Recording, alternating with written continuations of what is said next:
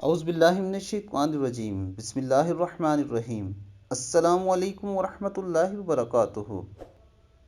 صلی اللہ علیہ وآلہ وسلم نے ارشاد فرمایا، 3 آدمیوں کی دعائیں رد نہیں ہوتی۔ نمبر 1، روزہ دار کی دعا افطار کے وقت۔ نمبر 2، عدل و انصاف کرنے والے حکمران کی دعا۔ نمبر 3، مظلوم کی دعا۔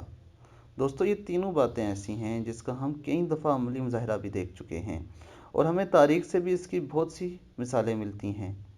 دوستو، روزہ دار کی دعا تو ہر حال میں قبول ہوتی ہے، یہ آپ خود بھی آزما سکتے ہیں، اور عدل و انصاف کرنے والے حکمران کی دعا کبھی رد نہیں ہوتی۔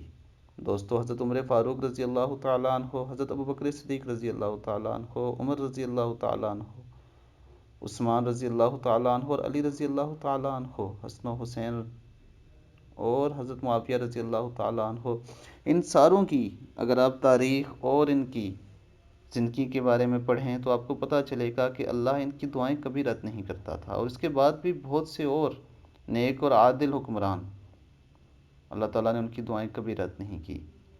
اور اس کے ساتھ ساتھ مظلوم کی دعا اللہ تعالیٰ کبھی رد نہیں کرتا۔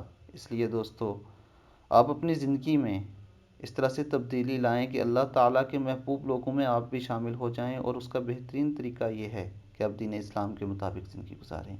اللہ تعالیٰ ہمیں عمل کی توفیق عطا فرمائے۔ السلام علیکم ورحمۃ اللہ وبرکاتہ۔